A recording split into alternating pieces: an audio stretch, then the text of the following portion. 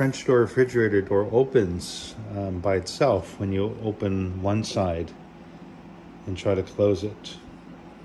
So here's an example. So this one here, our French door, when I close it, you saw that hop? It hopped out and closed back by itself. Look, there's an LG, also Korean. The door hops out and closes. See this much closely. Better angle. The door hops out and closes. See, it hops out and closes because this refrigerator is properly adjusted. When I let go of the refrigerator door, it closes by itself. On this side too, when I let go of the refrigerator door, well, it doesn't close. Here it doesn't close. There it closes by itself.